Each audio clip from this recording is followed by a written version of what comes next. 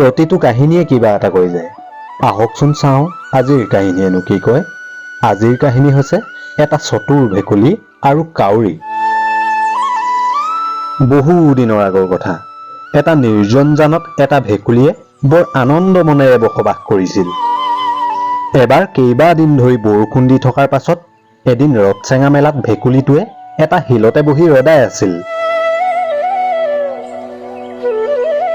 আৰু ঠিক এনেকুৱাতে কৰবাৰ পৰা এজনী কাউৰীয়ে সেই ৰদাই থকা ভেকুলীটোক থাপ মাৰি লৈ গুচি গ'ল। কাউৰীয়ে ভেকুলীক নি এটুকুৰা ঠাইত খাবলৈ ল'লে। কেইবাদিনো ধৰি বৰ ভোকত আছিলো পাই। আজি এই ভেকুলীটোকে মই পেট ভৰাই খাম। কাউৰী কি কৰ তই বাৰু সৌ গুহাটোলৈ মন কৰিছনে? সেই গুহাটোত মোৰ বন্ধু সাপ থাকে, আৰু সি যদি কেনেবাকৈ গম পায় তই মোক খোৱাৰ কথা, তোক কিন্তু সি সোধাই নেৰে কাউৰী, মই কৈ দিলো কথাটো। ভেকুলীৰ মাংস সাপৰ বাবে চিৰবৈৰী।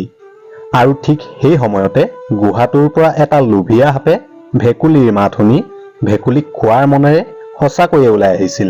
আৰু ইয়াকে দেখি কাউৰীয়ে ভাবিলে নিশ্চয় এই ভেকুলীৰ লগত সাপৰ কিবা নহয় কিবা এটা মিতিৰালি আছে। আৰু তেতিয়া কাউৰীয়ে ভেকুলীক থাপ মাৰি সেই ঠাইৰ পৰা হাউট কৰি আঁতৰি গ'ল।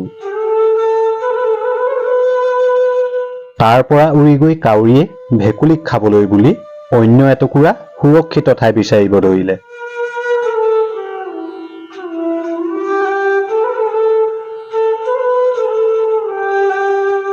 কাউৰীয়ে ভেকুলীক বহু দূৰ উৰুৱাই লৈ যোৱাৰ পাছত অৱশেষত কাউৰীয়ে এজোপা গছৰ ডালতে বহি ভেকুলীক খোৱা পৰিকল্পনা কৰিলে।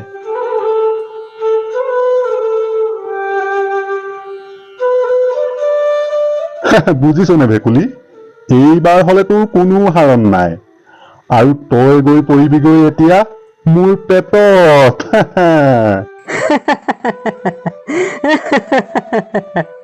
কাউৰী তই কিন্তু মোক হাঁহুৱালি দেই। তই চাচোন সৌ বিশাল জন্তুটো দেখিছনে?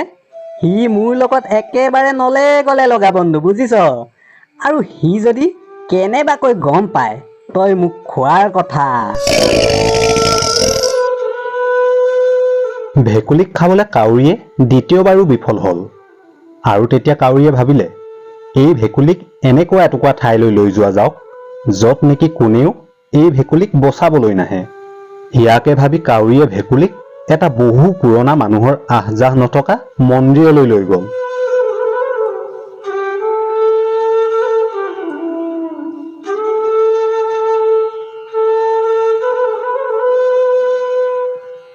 দৰ্শকসকল, আজি মই সাধুটো মাজতে ৰখাই এটা কথা স্পষ্ট কৰিব বিচাৰিছোঁ। মোৰ ভিডিঅ'সমূহত এটা কমেণ্ট প্ৰায়ে থাকে যে ভিডিঅ'সমূহ সোনকালে লাগে আৰু প্ৰতিদিনে লাগে। প্ৰতিদিনে ভিডিঅ'সমূহ ময়ো দিবলৈ চেষ্টা কৰোঁ, কিন্তু সম্ভৱ হৈ নুঠে। কাৰণ মই যিটো পদ্ধতিৰে ভিডিঅ'সমূহ তৈয়াৰ কৰোঁ বৰ কষ্টকৰ।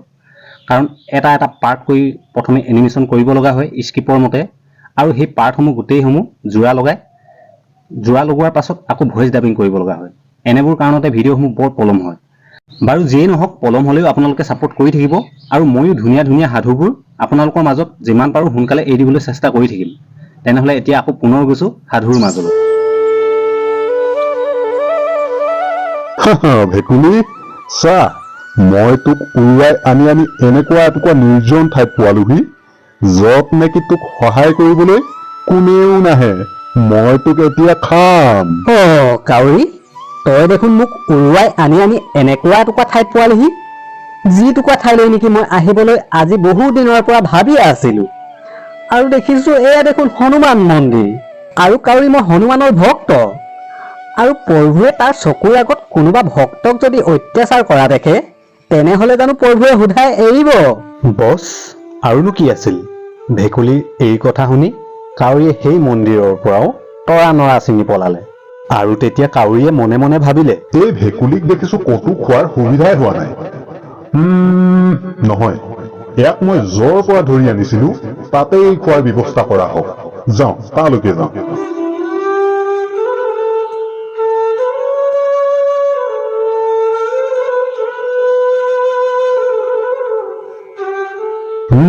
ভেকুলী, মই তোক আজি এতিয়াই ইয়াতে খাম।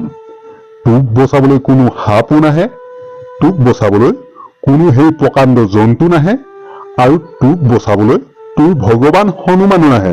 মই তোক ইয়াতেই খাম। ঠিক আছে কাউৰী, তই মোক খাবি, তাত মোৰ কোনো আপত্তি নাই। কিন্তু কাউৰী, তোলৈ মোৰ এটা ডাঙৰ অনুৰোধ।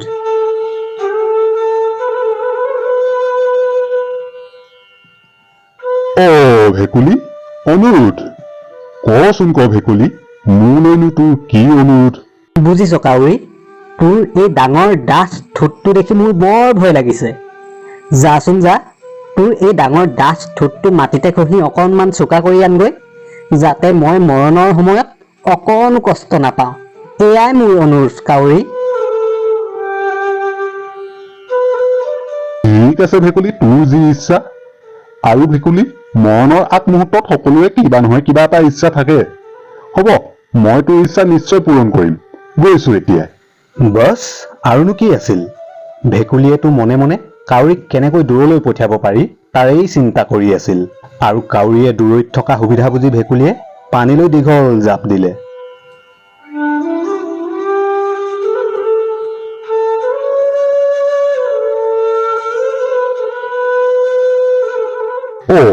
ভেকুলী নাই দেখোন। ভেকুলী, মই আহিলো। কতনো আছ? চাওঁ ওচৰলৈ আহ। চা, মই কিমান ঠোঁটটো জোঙা কৰি আনিছো। কাউৰী, মই পানীত। ভেকুলী, তই দেখোন পানীত। চা, তোৰ অনুৰোধত মই ঠোঁটটো কিমান জোঙা আৰু চোকা কৰি আনিছো। তই এতিয়া মৰণৰ সময়ত অকণো কষ্ট নাপাৱ, বুজিছ ভেকুলী? ওচৰলৈ আহ। কাউৰী, তই তোৰ ডাঠ ঠোঁটটো চোকা কৰি আনিলি, কিন্তু তোৰ বুদ্ধিও চোকা কৰিবৰ হ'ল। সঁচাকৈয়ে সেইদিনাখন সেই চতুৰ ভেকুলীটোৱে তাৰ চতুৰ বুদ্ধিৰ বাবে কাউৰীৰ হাতৰ পৰা তাৰ জীৱন ৰক্ষা কৰিলে। আৰু অৱশেষত কাউৰীয়ে ভেকুলীক খাবলৈ নাপায় সেই ঠাইৰ পৰা ঠোঁটমুখ চেলেকি উৰি গুচি গ'ল।